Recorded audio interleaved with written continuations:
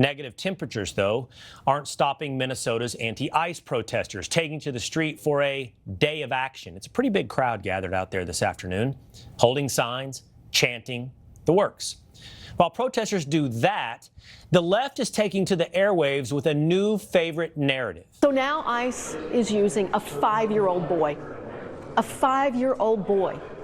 They took him and used him to lure his father out, and now they've detained them both. Any step in the direction of reining in and cutting the funding of an agency that is attacking U.S. citizens, that are kidnapping 5-year-olds, that are using them as bait to open doors, and that are privately circulating that they can violate everyday Americans' constitutional rights by busting into their doors, they deserve to be defunded. Kamala Harris joining in on X. She wrote, Liam Ramos is just a baby. He should be at home with his family, not used as bait by ICE and held in a Texas detention center. I am outraged, and you should be too. Lying by omission, because there's one major detail these Democrats are leaving out. Why is this 5-year-old boy with ICE? DHS says he was abandoned by his illegal immigrant father when he evaded arrest. And as we learned just last hour from DHS, agents even tried to reunite him with his mother. They got this child out of this danger. And Martha, they tried to bring the child into his mother's own custody. She wouldn't take him. This is even after our law enforcement officers told the mother that they would not be taking her into custody. They just wanted to bring her son over.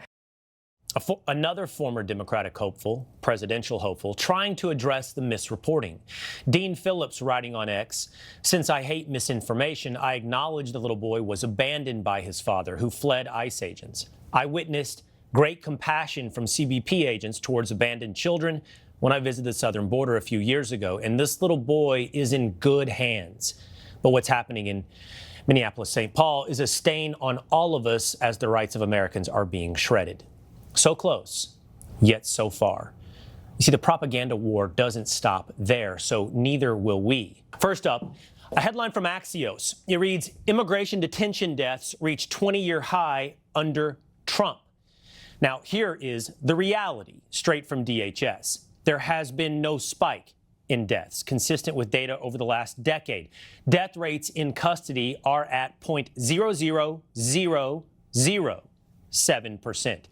As bed space has expanded, we have maintained higher standards of care than most prisons that hold U.S. citizens, including providing access to proper medical care. Okay, we move along because there is more, of course, to the propaganda war. This smear campaign has been brewing well before Renee Good's death. It was from back in November. This post was making the rounds. ICE in Charlotte. The guy in the headlock is a restaurant worker. Barbarians. Here is the reality. Wrong again. This illegal alien from Peru is not a restaurant worker. This individual was evading arrest, ran from the scene, and fled into a nearby restaurant. Seen here as law enforcement attempted to rearrest this individual. He became physical with law enforcement, and they used their training and appropriate force. Still, there's more. Another example, this story amplified by ABC News. A 19-year-old college student who was on her way to surprise her family for Thanksgiving break was detained at a Boston airport and later deported despite a federal judge's order blocking her removal. That, according to her attorney. That was the pullout, the lead from ABC. Here is the reality, buried at the bottom of ABC's own article. In a statement to ABC News' Boston affiliate, WCVB, a spokesperson for ICE said Lopez Beloza had a removal order since 2015 and confirmed her removal. But no amount of claim versus reality can change the fact that once a narrative is out there, it catches like wildfire. No one is paying attention to the footnotes or the corrections or the clarifications.